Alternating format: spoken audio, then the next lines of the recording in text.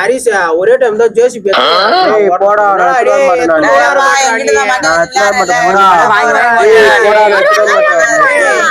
சொல்லிட்டான் நம்ம எல்லாரும் ஒன்னாதான் இருக்கிறோம்.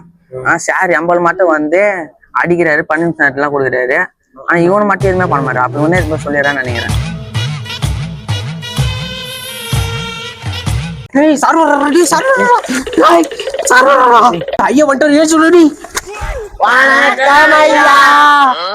வணக்கம் வணக்கம் வணக்கம்.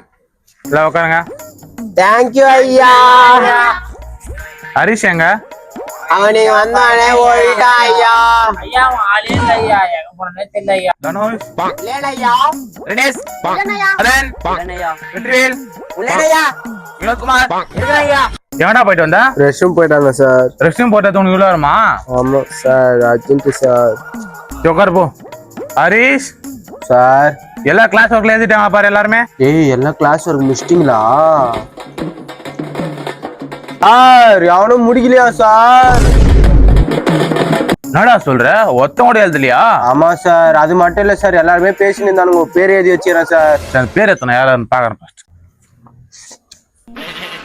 தனுஷ் மிக மிக மிக மிக, வெற்றிவேல் மிக மிக மிக மிக, மதன் மிக மிக மிக மிக, தினேஷ் மிக மிக மிக, வினோத்குமார் இன்னும் அதிகமா பேசியிருக்காரு.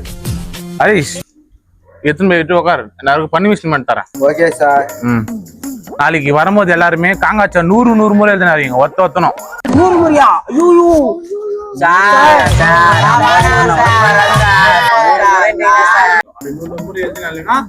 யாரையும் சேர்க்க மாட்டேன். சரிடா, நான் வீட்டுக்கு போயிட்டு வர டைம் ஆகுது.